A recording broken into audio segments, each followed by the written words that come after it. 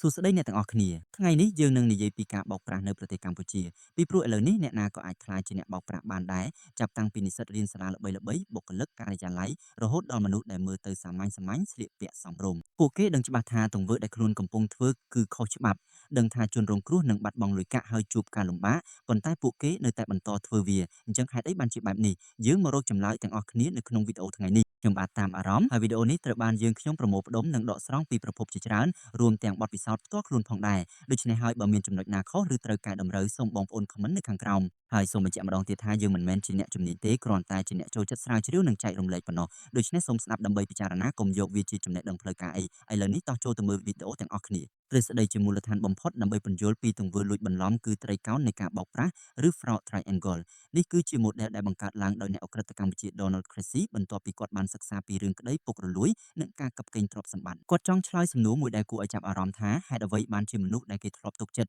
បែរជាខ្លាចជាចោរខ្លាចជាអ្នកពុករលួយទៅវិញក្រោយពីស្រាវជ្រាវអស់ជាច្រើនឆ្នាំ Creasy បានសន្និដ្ឋានថាមនុស្សម្នាក់ច្រើនតែលួចបន្លំលុះត្រាតែកត្តាទាំង3នេះលេចឡើងក្នុងពេលតែមួយនោះគឺសម្ពាធឱកាសនិងការដោះសារទី1គឺសម្ពាធនេះហើយជារឿងដែលរុញច្រានមនុស្សម្នាក់ឲ្យដើរដល់ចំណុចទាល់ច្រកអ្វីដែលជួបញឹកញាប់បំផុតគឺសម្ពាធហិរញ្ញវត្ថុអ្នកខ្លះកំពុងវាន់កនឹងបំណុលអ្នកខ្លះត្រូវបង់ថ្លៃពេទ្យភ្លាមៗឲ្យសាច់ញាតិឬក៏សាមញ្ញបំផុតគឺមកពីក្រតែម្ដងកំពុងរស់នៅចាយវាយលើពីលទ្ធភាពហិរញ្ញវត្ថុរបស់ខ្លួនហើយបងប្អូនខ្លះលេងភ្នាល់ all in ចាញ់អស់ពីខ្លួនដល់ពេលលុយខ្លាយជាបញ្ហាធំវិធីរកលុយស្របច្បាប់វាមិនលឿនទាន់ចិត្តទៀតទេហើយពេលនោះជំរឿដែលពីមុនពួកគេគិតថាខុសច្បាប់ចាប់ផ្ដើមមើលទៅគួរឲ្យតាក់ទាញជាងមុនប៉ុន្តែលុយមិនមែនជាប្រភពនៃសម្ពាធតែមួយមុខនោះទេនៅក្នុងបរិយាកាសការងារសម្ពាធអាចមកពី KPI ការប្រកួតប្រជែងស្នាដៃពេលដែលគោលដៅត្រូវបានរុញឲ្យខ្ពស់ពេកឬបរាជ័យមានន័យថាត្រូវបាត់បង់ប្រាក់រង្វាន់បាត់បង់ការងារមនុស្សមួយចំនួនក៏ចាប់ផ្ដើមរកផ្លូវកាត់ព្រោះពេលនោះពួកគេជឿថាខ្លួនឯងលែងមានជំរឿទៀតហើយក្រៅពីនឹងវាក៏មានសម្ពាធសង្គមដែរមនុស្សតែងតែប្រៀបធៀបខ្លួនឯងជាមួយអ្នកជុំវិញខ្លួនរួចក៏មានការរំពឹងទុកពីគ្រួសារពេលឃើញមិត្តភ័ក្តិជោគជ័យហើយនៅលើបណ្ដាញសង្គមរាល់ថ្ងៃឃើញតែគេបង្ហាញឡានថ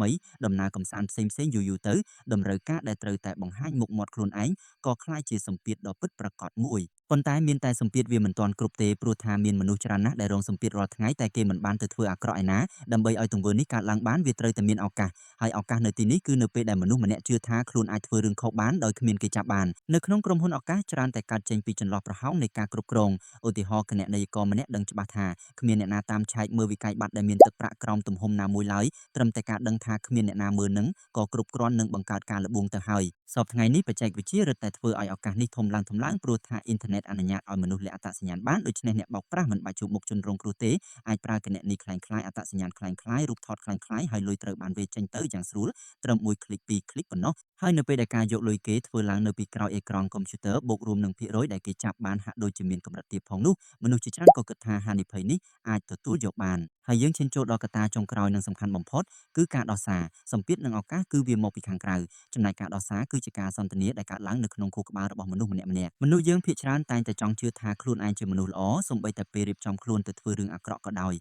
ហេតុនេះហើយខួរក្បាលនឹងស្វែងរកលេសដោយស្វ័យប្រវត្តិដើម្បីធ្វើឲ្យទង្វើនោះមើលទៅសមហេតុផលដូចជាខ្ញុំគ្រាន់តែខ្ចីសិនទេថ្ងៃក្រោយមានចាំសងវិញតែតាមពិតទៅមានថ្ងៃក្រោយឯណាឬមួយក៏ក្រុមហ៊ុននេះធ្វើបាបអញពេកអញគ្រាន់តែយកអ្វីដែលជារបស់អញវិញប៉ុណ្ណោះរួចអ្នកខ្លះទៀតក៏គិតថាខ្ញុំធ្វើរឿងនេះដើម្បីគ្រួសារដើម្បីកូនមានលុយរៀនសូត្រដើម្បីឪពុកម្ដាយមានលុយមើលជំងឺហើយលេសទាំងអស់នេះវាជួយឲ្យពួកគេរក្សាបាននូវរូបភាពដ៏ល្អប្រពៃអំពីខ្លួនឯងរហូតដល់ពេលដែលដំណើរការនៃការដោះសារនេះបញ្ចប់សពគ្រប់ពួកគេក៏លែងមានអារម្មណ៍ថាខ្លួនកំពុងធ្វើខុសទៀតហើយនៅពេលដែលសម្ពាធក៏មានឱកាសក៏ហុចឲ្យឯសតិសម្បជញ្ញៈក៏ត្រូវបានបន្លប់ទៀតនោះទង្វើលួចបន្លំក៏ចាប់ផ្ដើមឡើងតែមកដល់ត្រង់នេះមានសំណួរមួយទៀតសួរថាបើសិនជាការលួចបន្លំត្រូវការសម្ពាធឱកាសនិងការដោះសារដោយដែលយើងទើបតែនិយាយខាងលើនេះចុះហេតុអីបានជាសង្គមយើងចេះតែបង្កើនការផាកពិន័យរហូតតែអ ுக ្រិតជននៅតែមិនបាត់បង់ព្រោះតាមធម្មតាបើឯងប្រព្រឹត្តបទល្មើសហើយខ្ញុំដាក់ទោសធ្ងន់ឯងត្រូវតែបន្ថយការធ្វើខុសឬការដាក់កាមេរ៉ាបង្កើនប៉ូលីសដើម្បីធ្វើឲ្យហានិភ័យវាកាន់តែខ្ពស់នោះគ្មាននរណាហ៊ានធ្វើខុសទៀតឡើយមានអ្នកស្រាវជ្រាវជាច្រើនបានគិតពីរឿងនេះហើយល្បីជាងគេគឺ model អ ுக ្រិតកម្មដោយសមហេតុផលឬក៏ SMORE ដែលស្នើឡើងដោយ Sid Tavitu Gary Baker យោងតាមលោក Baker មនុស្សយើងនិយាយជារួមទៅគឺដូចជាម៉ាស៊ីនគិតលេខអញ្ចឹងមុននឹងធ្វើរឿងមិនល្អណាមួយពួកគេនឹងថ្លឹងថ្លែងពីផលប្រយោជន៍និងហានិភ័យដូចជាធ្វើទៅបានលុយប៉ុន្មានឱកាសត្រូវចាប់ខ្លួនមានប៉ុន្មានបើត្រូវចាប់តើត្រូវជាប់គុកប៉ុន្មានឆ្នាំបើពួកគេគណនាឃើញថាផលប្រយោជន៍ធំជាងការខាតបង់ពួកគេនឹងធ្វើហើយបើផ្ទុយទៅវិញគឺមិនធ្វើឡើយហើយតាម logic នេះបើចង់កាត់បន្ថយបទល្មើសគឺគ្រាន់តែបង្កើនហានិភ័យឲ្យកាន់តែខ្ពស់ប៉ុន្តែជាក់ស្ដែងវាមិនមែនសក់ខ្មៅដាច់ស្រឡះបែបនោះទេការសិក្សាក្រោយៗមកបង្ហាញថាមនុស្សមិនមានភាពវៃឆ្លាតនិងសមហេតុផលដល់កម្រិតនោះឡើយហើយមនុស្សម្នាក់ក្នុងចំណោមអ្នកដែលបង្ហាញពីចំណុចនេះគឺអ្នកចិត្តវិទ្យាអេរយាប័តលោក Dan Ariely លោកបានធ្វើការពិសោធន៍ជាបន្តបន្ទាប់អំពីការបន្លំហើយលទ្ធផលគឺនៅពេលដែលរង្វាន់សម្រាប់ការបន្លំកើនឡើងកម្រិតនៃការបន្លំមិនបានកើនឡើងតាមសមាមាត្រនោះទេហើយផ្ទុយទៅវិញនៅពេលដែលឱកាសរងការរកឃើញធ្លាក់ចុះមនុស្សក៏មិនបានបន្លំដល់កម្រិតអតិបរមានោះដែរប្រសិនបើមនុស្សពិតជាដូចជាម៉ាស៊ីនគិតលេខដោយការពិពណ៌នានាមុនមែននោះលទ្ធផលគួរតែខុសគ្នាទាំងស្រុងចំណុចនេះបង្ហាញថាពួកយើងភាគច្រើនមិនត្រឹមតែប្រយុទ្ធប្រឆាំងនឹងច្បាប់ទម្លាប់ប៉ុណ្ណោះទេប៉ុន្តែក៏កំពុងប្រយុទ្ធប្រឆាំងនឹងសតិសម្បជញ្ញៈរបស់ខ្លួនឯងផងដែរហើយចាប់ពីចំណុចនេះលោក Dan Ariely បានដាក់ចេញនូវគំនិតមួយហៅថាមេគុណបន្លំឬ Fudge Factor គំនិតនេះគឺថានៅក្នុងខ្លួនមនុស្សម្នាក់ៗតែងតែមានបំណងប្រាថ្នាពីរដែលផ្ទុយគ្នាម្ខាងគឺចង់បានផលប្រយោជន៍បន្ថែមចង់បានលុយចង់បានសិទ្ធិចំណែកឯម្ខាងទៀតគឺចង់រក្សារូបភាពថាខ្លួនជាមនុស្សល្អម្នាក់ព្រោះគ្មានអ្នកណាចង់គិតថាខ្លួនឯងជាអ្នកបោកប្រាស់ឡើយប៉ុន្តែបញ្ហាគឺបំណងប្រាថ្នាទាំងពីរនេះតែងតែទាស់ទែងគ្នាបើស្មោះត្រង់ដាច់ខាតពេលខ្លះនឹងត្រូវខាត់បងប៉ុន្តែបើមិនខ្វល់ពីអ្វីទាំងអស់ដើម្បីរកផលចំណេញថ្ងៃក្រោយគង់តែជួបកម្មផលជាក់ជាមិនខានហើយមេគុណបន្លំគឺជាចំណុចតុល្យភាពរវាងចំណុចផ្ទុយទាំងពីរនេះមនុស្សជាទូទៅមិនបន្លំដល់កម្រិតអតិបរមាទេគឺបន្លំត្រឹមតែកម្រិតល្មមប៉ុណ្ណោះល្មមនឹងទទួលបានផលប្រយោជន៍បន្តិចបន្តួចប៉ុន្តែក៏តូចល្មមដើម្បីនៅតែអាចចាត់ទុកខ្លួនឯងជាមនុស្សល្អបានឧទាហរណ៍មនុស្សជាច្រើននឹងឆ្លៀតដៃយកប៊ិចម្ដាងរបស់ក្រុមហ៊ុនទៅផ្ទះឬយកក្រដាសព្រីងមួយដុំដោយមិនគិតអ្វីច្រើនឡើយប៉ុន្តែជាមនុស្សដដែលនោះគឺមិនដែលហ៊ានបើកថតលុយរបស់ក្រុមហ៊ុនរួចយកប្រាក់ដែលមានតម្លៃស្មើនឹងប៊ិចមួយដើមនោះឡើយបើនិយាយពីផ្នែកសេដ្ឋកិច្ចទង្វើទាំងពីរនេះគឺដូចគ្នាទាំងស្រុងប៉ុន្តែនៅក្នុងការគិតរបស់យើងវាខុសគ្នាស្រឡះការយកប៊ិចមួយដើមមើលទៅដូចជាទង្វើធម្មតាចំណែកឯការយកលុយ1000រៀលមើលទៅដូចជាការលួចទៅវិញហើយពីចំណុចនេះលោក Dan Ariely បានរកឃើញកត្តាសំខាន់មួយទៀតគឺគម្លាតចិត្តសាស្ត្ររវាងទង្វើនិងលុយកាក់លោកធ្លាប់បានធ្វើការពិសោធន៍មួយនៅក្នុងអន្តេវាសិកដ្ឋាននិស្សិតនៅក្នុងទូទឹកកករួមមួយលោកបានដាក់ភេសជ្ជៈ6កំប៉ុងនៅក្នុងទូទឹកកកមួយទៀតលោកបានដាក់ក្រដាសប្រាក់$1ចំនួន6សន្លឹកពី3ថ្ងៃក្រោយមកភេសជ្ជៈស្ទើរតែទាំងអស់ត្រូវបានបាត់បង់ប៉ុន្តែលុយនៅដដែលអ្វីដែលគួរឲ្យអស់សំណើចនោះគឺនិស្សិតម្នាក់អាចយកលុយ$1នោះដើរទៅម៉ាស៊ីនលក់ទំនិញស្វ័យប្រវត្តិដើម្បីទិញភេសជ្ជៈដែលដូចគ្នាបេះបិទបានប៉ុន្តែពួកគេមិនធ្វើបែបនោះទេព្រោះការយកភេសជ្ជៈនិងការយកលុយសុទ្ធផ្ដល់នូវអារម្មណ៍សីលធម៌ខុសគ្នាស្រឡះប៉ុន្តែខ្ញុំទាយថាលោកច្បាស់ជាធ្វើការពិសោធន៍នៅក្នុងតំបន់កូនអ្នកមានហើយបើសាកដាក់នៅតំបន់ផ្ទះមនុស្សធម្មតាមើលប្រហែលជាយកអស់រលីងហើយតែការពិតយើងគ្រាន់តែគិតអញ្ចឹងទេនៅពេលលោកធ្វើការពិសោធន៍ពិតប្រាកដលទ្ធផលគឺបែបនោះមែនលុយសុទ្ធបង្កើតនៅព្រំដែនសិលធម៌ដ៏ច្បាស់លាស់មួយហើយខួរក្បាលពិបាករកលេសដោះសារណាស់នៅពេលឆ្លងកាត់ព្រំដែននោះនៅក្នុងការពិសោធន៍មួយទៀតលោកបានឲ្យអ្នកចូលរួមដោះស្រាយលំហាត់គណិតវិទ្យាហើយបន្ទាប់ពីបញ្ចប់ក្រុមមួយទទួលបានលុយសុទ្ធផ្ទាល់ដៃចំណែកក្រុមមួយទៀតទទួលបានកាតជ័ររួចទើបពួកគេយកកាតជ័រនោះទៅតុមួយទៀតដើម្បីបដូរយកលុយជាមូលដ្ឋានវាគឺដូចគ្នាទេប៉ុន្តែលទ្ធផលគឺក្រុមដែលទទួលបានកាតជ័រមានការបន្លំច្រើនជាងទ្វេដងធៀបនឹងក្រុមទទួលបានលុយសុទ្ធមានន័យថាគ្រាន់តែថែមជំហានកណ្ដាលមួយដែលធ្វើឲ្យលុយមិនបង្ហាញផ្ទាល់ចំពោះមុខអារម្មណ៍ខុសឆ្គងត្រូវបានកាត់បន្ថយយ៉ាងច្រើនហើយនេះជាពេលដែលគ្រប់យ៉ាងចាប់ផ្ដើមពាក់ព័ន្ធនឹងពិភពលោកព្រោះអ៊ីនធឺណិតបានបង្កើតគម្លាតចិត្តសាស្ត្រដ៏ធំធេងធំជាងបច្ចេកវិទ្យាណាទាំងអស់ពីមុនមកអ្នកបោកប្រាស់មិនបាច់ឆក់កាបូបគាស់ទូដែកឬឃើញជនរងគ្រោះយំសោកឡើយគឺឃើញតែតួលេខនៅលើអេក្រង់ប៉ុណ្ណោះជួរលេខ1កើនឡើងក្នុងគណនីរបស់ខ្លួនហើយជួរលេខ1ទៀតធ្លាក់ចុះក្នុងគណនីរបស់អ្នកដទៃនៅពេលលុយប្រែក្លាយជាទិន្នន័យខួរក្បាលនឹងមើលឃើញវាដូចជាសន្ទុះ KDA នៅក្នុងហ្គេមអញ្ចឹងហើយគម្លាតនេះហើយដែលធ្វើឲ្យមេគុណបន្លំត្រូវបានពង្រីកកាន់តែធំអ្នកបោកប្រាស់លែងមានអារម្មណ៍ថាខ្លួនកំពុងយកញើសឈាមឬលុយសន្សំរបស់មនុស្សជាក់ស្ដែងណាម្នាក់ទៀតហើយគឺឃើញតែតួលេខកំពុងផ្លាស់ទីពីអេក្រង់មួយទៅអេក្រង់មួយទៀតប៉ុណ្ណោះហើយនោះជាហេតុផលមួយដែលធ្វើឲ្យការបោកប្រាស់លើអ៊ីនធឺណិតផ្ទុះឡើងយ៉ាងខ្លាំងក្លាបែបនេះប៉ុន្តែគម្លាតចិត្តសាស្ត្រគ្រាន់តែជាផ្នែកមួយនៃរឿងរ៉ាវប៉ុណ្ណោះព្រោះមានទង្វើខ្លះទោះបីជាបានបង្កើតគម្លាតពីលុយកាក់ឬជនរងគ្រោះហើយក៏ដោយក៏មនុស្សនៅតែដឹងច្បាស់ថាខ្លួនកំពុងធ្វើខុសហើយនៅពេលនោះខួរក្បាលនឹងត្រូវការឧបករណ៍ខ្លាំងជាងមុនដើម្បីការពារខ្លួនឯងអ្នកចិត្តវិទ្យាលោក Albert Bandura ហៅបាតុភូតនេះថាយន្តការផ្ដាច់ខ្លួនពីសិលធម៌ឬហៅថា moral disengagement ជាមូលដ្ឋាននេះជាបណ្ដុំនៃសកម្មភាពពាក្យសម្ដីឬការគិតដែលពួកអ្នកបោកប្រាស់តែងតែប្រាប់ខ្លួនឯងដើម្បីជឿថាការបោកប្រាស់នោះគឺមិនអីទេគ្មានបញ្ហាឡើយហើយអ្វីដែលពិសេសនោះគឺក្នុងពេលពួកគេធ្វើរឿងនោះពួកគេមិនបាច់បោះបង់តម្លៃសិលធម៌របស់ខ្លួនឡើយពួកគេនៅតែគិតថាខ្លួនជាមនុស្សល្អហេតុនេះទើបមានករណីទៅបោកប្រាស់អ្នកដទៃប៉ុន្តែនៅតែអាចបង្ហោះធម៌អាត់ព្រាមប្រដៅលើបណ្ដាញសង្គមបានព្រោះខួរក្បាលរកឃើញរឿងរ៉ាវសមហេតុផលល្មមដើម្បីប្រាប់ខ្លួនឯងហើយរឿងរ៉ាវទាំងនោះភាគច្រើនតែងតែវិលជុំវិញរបស់4យ៉ាងនេះទី1គឺទង្វើទី2គឺការទទួលខុសត្រូវទី3គឺផលវិបាកនិងចុងក្រោយគឺជនរងគ្រោះដំបូងនិយាយពីរឿងទង្វើចោះ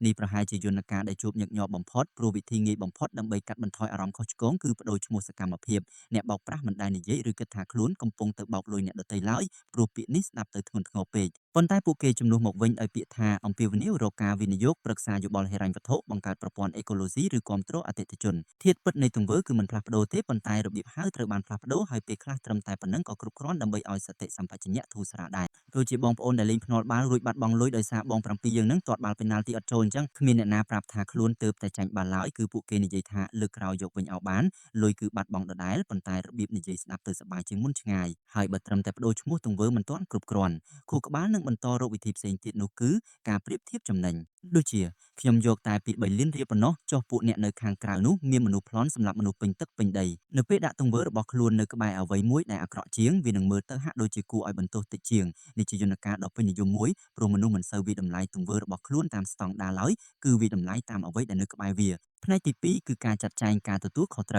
វមនុស្សជាទូទៅមិនចូលចិត្តអារម្មណ៍ថាខ្លួនជាអ្នកបង្កផលវិបាកឡើយហេតុនេះខួរក្បាលនឹងស្វែងរកវិធីផ្ទេរការទទួលខុសត្រូវទៅកន្លែងផ្សេងនៅក្នុងខ្សែបណ្ដាញបោកប្រាស់ធំៗការងារច្រើនតែត្រូវបានបែងចែកជាច្រើនដំណាក់កាលអ្នកខ្លះយកទិន្នន័យអ្នកខ្លះខលទូរស័ព្ទអ្នកខ្លះយកលុយអ្នកខ្លះដកលុយម្នាក់ធ្វើតែចំណាយតូចមួយប៉ុណ្ណោះហើយចំណុចនេះធ្វើឲ្យពួកគេមានអារម្មណ៍ថាខ្លួនមិនមែនជាអ្នកខុសពិតប្រាកដឡើយអ្នកខលទូរស័ព្ទនឹងគិតថាខ្ញុំគ្រាន់តែអានតាម script ប៉ុណ្ណោះខ្ញុំមានបានយកលុយមកពីណាឬទម្រង់មួយទៀតដែលយើងឃើញភាគច្រើនគឺមេប្រាប់ឲ្យធ្វើអញ្ចឹងក៏ត្រូវតែធ្វើតាមប្រកែកមិនបាននេះប្រហែលជាពាក្យដោះសារចំណាស់ជាងគេមួយនៅក្នុងប្រវត្តិសាស្ត្រមនុស្សជាតិហើយនៅពេលដែលសិទ្ធិសម្រេចចិត្តត្រូវបានផ្ទេរទៅឲ្យអ្នកដទៃសិលធម៌ក៏ត្រូវបានផ្ទេរទៅតាមនោះដែរប៉ុន្តែពេលខ្លះមនុស្សដើរហួសពីនោះទៅទៀតដោយមិនបន្ទោសមិត្តរួមការងារឬថ្នាក់លើទេគឺបន្ទោសលើកលៈទេសៈដោយសារសេដ្ឋកិច្ចលំបាកដោយសារអត់ការងារធ្វើដោយសារគ្រួសារក្រលំបាកពេកពីមុនរស់នៅរងទុក្ខពេកជីវិតគ្មានជម្រើសផ្សេងពួកគេនឹងមិនចាត់ទុកការបោកប្រាស់ជាជម្រើសដែលខ្លួនអាចជ្រើសរើសបានឡើយប៉ុន្តែជាប្រតិកម្មបង្ខំដើម្បីរស់រានមានជីវិតវាដូចជាដឹងថាវិញ្ញាសាប្រឡងងាយស្រួលណាស់ប៉ុន្តែបែរជាទុកក្រដាស់ទៅទេមិនព្រមធ្វើរួចបន្ទោសថាផ្ទះក្រពេកមិនអាចរៀនបានរឿងទាំងពីរនេះតាមពិតមិនពាក់ព័ន្ធគ្នាសោះឡើយកលៈទេសៈអាចពន្យល់ពីសកម្មភាពមួយប៉ុន្តែវាមិនអាចធ្វើឲ្យសកម្មភាពនោះក្លាយជាត្រឹមត្រូវដោយខ្លួនឯងបានទេហើយបន្ទាប់ពីដោះស្រាយរឿងការទទួលខុសត្រូវរួចខួរក្បាលនឹងបន្តចាត់ចែងរឿងផលវិបាកព្រោះទោះជាយ៉ាងណាក៏ដោយនៅតែមានមនុស្សម្នាក់រងការខូចខាតហើយដើម្បីជៀសវាងអារម្មណ៍មិនស្រណុកចិត្តនេះមនុស្សតែងរកវិធីធ្វើឲ្យផលវិបាកស្រាលជាងមុននៅក្នុងការគិតរបស់ខ្លួនឧទាហរណ៍ប្រសិនបើជនរងគ្រោះជាអ្នកមានធនធានអ្នកបោកប្រាស់នឹងគិតថាបាត់បង់ពី3លានរៀលប្រហែលមិនប៉ះពាល់អ្វីទេសម្រាប់ផ្ទះនោះវាក៏គ្រាន់តែជាលុយរីប៉ុណ្ណោះប្រសិនបើជាការបោកប្រាស់តាមអនឡាញពួកគេនឹងគិតថាធនាគារនឹងសងលុយវិញឬធានារ៉ាប់រងនឹងដោះស្រាយបានមិនខានគង់តែបានលុយមកវិញទេការគិតទាំងនេះគឺមិនត្រឹមត្រូវទេប៉ុន្តែវាជួយឲ្យអ្នកធ្វើខុសមានអារម្មណ៍ធូរស្រាលព្រោះបើផលវិបាកមិនធ្ងន់ធ្ងរទង្វើរបស់ខ្លួនក៏មិនធ្ងន់ធ្ងរដែរយ៉ាងហោចណាស់ក៏នៅក្នុងការគិតរបស់ពួកគេប៉ុន្តែយន្តការដែលគ្រោះថ្នាក់បំផុតគឺស្ថិតនៅជំហានចុងក្រោយគឺជំហានចាត់ចែងជនរងគ្រោះនេះជាពេលដែលអ្នកធ្វើខុសមិនរកលេសដោះសារឲ្យខ្លួនឯងទៀតទេប៉ុន្តែចាប់ផ្ដើមទម្លាក់កំហុសទៅលើអ្នកដែលរងគ្រោះទៅវិញរឿងនេះកើតឡើងញឹកញាប់បំផុតនៅក្នុងករណីបោកប្រាស់ហិរញ្ញវត្ថុហើយពាក្យដែលយើងតែងតែលើកជារឿយៗដូចជាអ្នកណាប្រើឲ្យលោភលន់ចង់បានការប្រាក់ខ្ពស់អ្នកណាប្រើឲ្យចង់មានលឿនអ្នកណាប្រើឲ្យល្ងងជាងគេត្រឹមតែការគិតពី3ម៉ាត់បែបនេះទូនីតិរវាងអ្នកធ្វើខុសនិងជនរងគ្រោះត្រូវបានផ្លាស់ប្ដូរទាំងស្រុងអ្នកបោកប្រាស់លែងមើលឃើញខ្លួនឯងជាអ្នកបង្កគ្រោះថ្នាក់ទៀតហើយប៉ុន្តែមើលឃើញខ្លួនឯងដូចជាមនុស្សម្នាក់កំពុងបង្រៀនមេរៀនជីវិតដល់អ្នកដទៃហើយនេះក៏ជាពេលដែលសិលធម៌គួរឲ្យខ្លាចបំផុតព្រោះនៅពេលមនុស្សម្នាក់ជឿថាជនរងគ្រោះសមនឹងទទួលបានការខូចខាតពួកគេស្ទើរតែគ្មានហេតុផលអ្វីដើម្បីបញ្ឈប់ឡើយហើយពេលខ្លះពួកគេដើរហួសពីនោះទៅទៀតដោយជំនួសឲ្យការបកស្រាយទង្វើរបស់ខ្លួនបែរជាងាកមកតិទៀនអ្នកដែលកំពុងថ្កោលទោសខ្លួនវិញដូចជាប៉ូលីសពួកឯងក៏ពុករលួយច្រើនដែរតើធនាគារក៏រកលុយពីប្រជាជនដែរតើហើយពួកក្រុមហ៊ុនធំៗបោកលុយច្រើនជាងនឹងផងខ្ញុំមានជាស្អីចំណុចនេះធ្វើឲ្យការជជែកដេញដោលបង្វែរទិសដៅពីសំណួរថាតើឯងធ្វើខុសមែនទេទៅជាអ្នកដទៃក៏ធ្វើខុសដែរតើរួចហើយយន្តការទាំងអស់នោះត្រូវបានបំពេញបន្ថែមដោយជំហានចុងក្រោយគឺការលុបបំបាត់ភាពជាមនុស្សរបស់ជនរងគ្រោះនៅលើអ៊ីនធឺណិតជនរងគ្រោះមិនបានបង្ហាញខ្លួនចំពោះមុខយើងឡើយគឺគ្រាន់តែជាគណនីមួយឈ្មោះមួយរួចថែមលេខទូរស័ព្ទនិងរូប profile មួយប៉ុណ្ណោះហើយនៅពេលមនុស្សម្នាក់ត្រូវបានបង្រួមមកត្រឹមព័ត៌មានពី3ជួរនៅលើអេក្រង់ការយល់ចិត្តគ្នាក៏រលាយបាត់បន្តិចម្ដងប្រសិនបើមនុស្សម្នាក់នោះកំពុងឈរនៅចំពោះមុខយើងវាពិតជាពិបាកខ្លាំងណាស់ក្នុងការធ្វើឲ្យគេឈឺចាប់នៅចំពោះមុខយើងប៉ុន្តែដើម្បីធ្វើឲ្យឈឺចាប់ឬបង្កគ្រោះថ្នាក់ដល់នរណាម្នាក់នៅក្នុងអេក្រង់គឺវាពិតជាងាយស្រួលណាស់ហើយមកដល់ត្រង់នេះយើងឃើញការពិតដ៏គួរឲ្យខ្លាចមួយគឺគ្មានអ្នកបោកប្រាស់ណាភ្ញាក់ពីគេងនៅពេលព្រឹករួចគិតថាថ្ងៃនេះខ្លួននឹងទៅធ្វើរឿងអាក្រក់នោះទេប៉ុន្តែពួកគេចំណាយពេលយ៉ាងច្រើនដើម្បីបញ្ចុះបញ្ចូលខ្លួនឯងថាអ្វីដែលខ្លួនរៀបនឹងធ្វើគឺសមហេតុផលខ្លួនគ្មានជំរឿផ្សេងផលវិបាកមិនធ្ងន់ធ្ងរទេជនរងគ្រោះសមនឹងទទួលបានបែបនោះឬខ្លួនកំពុងធ្វើដើម្បីគោលដៅធំជាងខ្លួនឯង ទោះបីជាយល់ស្របឬមិនយល់ស្របនឹងការវែកញែកនេះក៏ដោយយើងអាចមើលឃើញយ៉ាងច្បាស់ថាយន្តការដែលកំពុងដំណើរការគឺមនុស្សមិនចាំបាច់បញ្ជាក់ថាសកម្មភាពរបស់ខ្លួនត្រឹមត្រូវឡើយគ្រាន់តែស្វែងរកសាច់រឿងមួយដែលបញ្ចុះបញ្ចូលបានល្មមដើម្បីមានអារម្មណ៍ថាវាត្រឹមត្រូវគឺគ្រប់គ្រាន់ហើយនៅពេលសាច់រឿងនោះខ្លាំងក្លាល្មមសតិសម្បជញ្ញៈនឹងលែងជាឧបសគ្គធំដុំទៀតហើយសរុបមកនៅក្នុងវីដេអូនេះពួកយើងបានយល់ដឹងពីហេតុផលថាហេតុអ្វីមនុស្សម្នាក់ៗដឹងថាការបោកប្រាស់គឺខុសប៉ុន្តែនៅតែធ្វើហើយដំណើរការនេះត្រូវបានជំរុញដោយសម្ពាធដ៏ធំក្នុងជីវិតជួបឱកាសល្អដោយសារការធូររលុងនៃការគ្រប់គ្រងឬការលាក់អត្តសញ្ញាណនៃបច្ចេកវិទ្យាហើយចាប់ពីពេលនោះខួរក្បាលចាប់ផ្ដើមដំណើរការដើម្បីការពារសេចក្តីថ្លៃថ្នូររបស់ខ្លួនឯងតើបងប្អូនយល់យ៉ាងណាដែរចំពោះប្រធានបទនេះសូមបញ្ចេញមតិយោបល់របស់ខ្លួននៅក្នុង comment ខាងក្រោមខ្ញុំគឺតាមអារម្មណ៍សូមជម្រាបលានិងជួបគ្នានៅវីដេអូក្រោយ